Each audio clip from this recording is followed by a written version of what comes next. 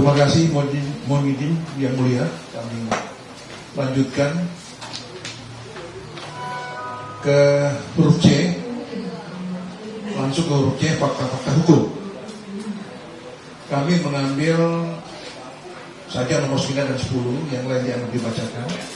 Kami langsung ke nomor 9. Bahwa sebelum dilakukan penempatan di rumah tahanan, termohon terlebih dahulu melakukan pemeriksaan kesehatan terhadap pemohon melalui Dinkes Polda Metro Jaya. Selanjutnya, termohon kembali melakukan pemeriksaan terhadap tersangka, pemohon, dan membawa pemohon ke Rumah Sakit Polri Kramat Jati pada tanggal 19 Juni 2026 untuk dilakukan pemeriksaan kesehatan secara menyeluruh oleh tim dokter yang membidangi. Selanjutnya, diketahui dari hasil pemeriksaan kesehatan tersebut dan berdasarkan hasil rekam medis pemohon, dinyatakan bahwa terhadap pemohon perlu dilakukan rawat inap. Kemudian, pemohon menjalani perawatan inap sesuai rekomendasi dokter. Setelah kondisi kesehatan pemohon dinyatakan memungkinkan untuk melanjutkan proses hukum, termohon pada tanggal 22 Juni 2026 menjemput pemohon dari Rumah Sakit Polri Kramat Jati dan melanjutkan proses penyidikan sesuai ketentuan yang berlaku. Bahwa setelah seluruh persyaratan administrasi penyidikan, tersangka dan barang bukti dinyatakan siap, maka pada tanggal 22 Juni 2026 termohon menyerahkan tanggung jawab atas tersangka beserta barang bukti kepada penuntut umum atau tahap kedua sebagaimana diperintahkan dalam pasal 8 ayat 3 huruf B Undang-Undang Nomor 8 Tahun 1981 tentang hukum acara pidana. Kami langsung ke huruf D. Jawaban termohon. 1. Bantahan terhadap dalil pemohon, bahwa termohon menolak dengan tegas seluruh permohonan pemohon dengan mengajukan jawaban sebagai berikut. 1. Upaya paksa yang dilakukan termohon merupakan kewenangan yang diberikan undang-undang. Bahwa termohon menghormati putusan pra-peradilan yang telah berkekuatan hukum tetap sebagai bentuk pengawasan yudisial terhadap pelaksanaan upaya paksa. Namun demikian, putusan tersebut tidak serta-merta menghapus fakta bahwa seluruh tindakan termohon dilakukan dalam pelaksanaan kewenangan dan kewajiban yang diberikan oleh undang-undang. Bahwa berdasarkan pasal 8 ayat 3 KUHP, penyidik berkewajiban menyelesaikan proses penyidikan termasuk penyerahan tersangka dan barang bukti kepada penuntut umum. Dalam pelaksanaan kewajiban tersebut, pasal 7 ayat 1 huruf J KUHP memberikan kewenangan kepada penyidik untuk melakukan tindakan lain menurut hukum yang bertanggung jawab sebagai bentuk diskresi dalam penyelenggaraan penyidikan sepanjang tetap dilaksanakan sesuai ketentuan hukum acara pidana. Bahwa dalam perkara akuo, penggunaan upaya paksa dilakukan dalam rangka pelaksanaan kewajiban penyidikan menuju tahap kedua dengan tetap berpedoman pada kewenangan yang diberikan KUHP. Putusan pra-peradilan tidak menyatakan termohon bertindak tanpa kewenangan atau tanpa dasar hukum, melainkan hanya menilai bahwa penggunaan kewenangan tersebut dalam perkara konkret tidak memenuhi pertimbangan mengenai urgensi penangkapan dan syarat subjektif penahanan. Oleh karena itu, putusan pra-peradilan tersebut tidak serta-merta membuktikan telah terpenuhinya unsur tanpa alasan yang sah berdasarkan undang-undang sebagaimana dimaksud dalam pasal 173 ayat 1 Undang-Undang Nomor 20 Tahun 2025 tentang KUHP.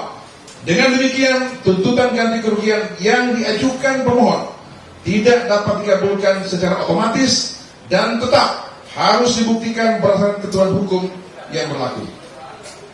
2.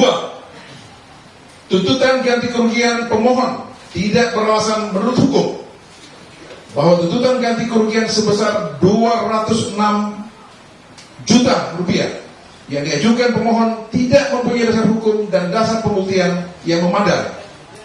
Bahwa sekalipun pemohon mengajukan bukti berupa kwitansi atau bukti pembayaran atas sejumlah pengeluaran, bukti tersebut hanya membuktikan telah terjadinya pengeluaran sejumlah uang, namun tidak serta-merta membuktikan bahwa seluruh pengeluaran tersebut merupakan kerugian yang timbul sebagai akibat langsung kausal verbal dari tindakan termohon, dan karenanya wajib dibebankan kepada negara sebagai ganti kerugian. Bahwa setiap komponen kerugian yang dijalurkan pemohon tetap harus dibuktikan mempunyai hubungan sebab akibat yang langsung dengan tindakan termohon serta memenuhi unsur kewajaran dan kepatutan.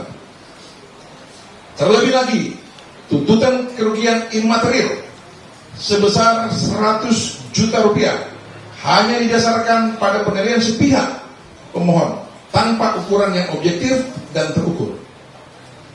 Bahwa selain itu, besaran tuntutan ganti kerugian yang diajukan pemohon juga tidak sejalan dengan ketentuan pasal 9 Peraturan Pemerintah Nomor 92 Tahun 2015. Pemohon tidak pernah menelitikan maupun membuktikan mengalami luka berat, cacat atau meninggal dunia sebagaimana dimaksud dalam pasal 9 ayat 2 dan ayat 3, sehingga tuntutan ganti kerugian yang diajukan tidak mempunyai dasar untuk dikabulkan sebagaimana dimohonkan.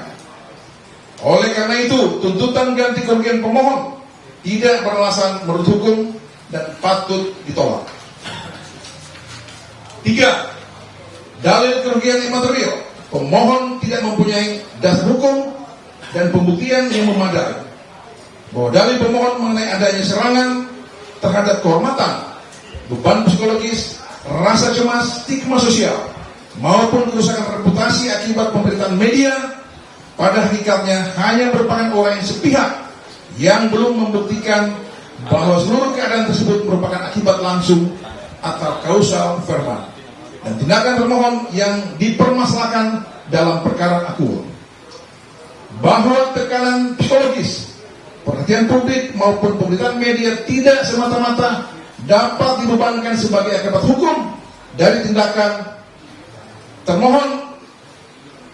Terlebih pemohon telah berstatus sebagai tersangka sebelum dilakukan penangkapan dan penahanan, sehingga berbagai konsekuensi sosial maupun pemberitaan yang timbul tidak dapat secara otomatis dihubungkan sebagai akibat langsung dari tindakan yang dipersoalkan dalam permohonan ini.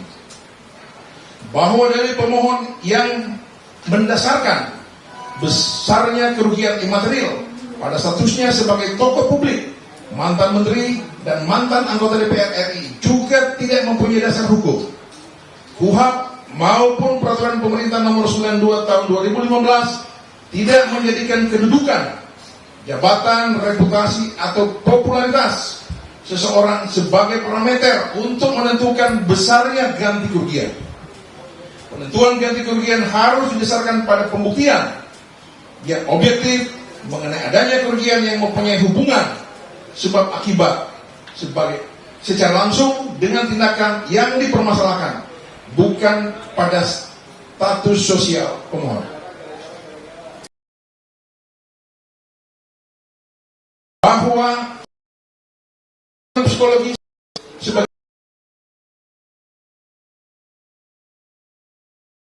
maupun pembuktian menunjukkan bahwa gangguan tersebut secara langsung ditimbulkan. Tuntutan kerugian imaterial sebesar 100 juta rupiah semata-mata merupakan penilaian sepihak pemohon yang tidak mempunyai dasar pembuktian yang memadai untuk dibebankan kepada negara. Berdasarkan uraian tersebut, dalil pemohon mengenai kerugian imaterial tidak beralasan menurut hukum dan oleh karenanya patut untuk ditolak. Mohon izin yang mulia kami berkenan lanjutkan oleh rekan.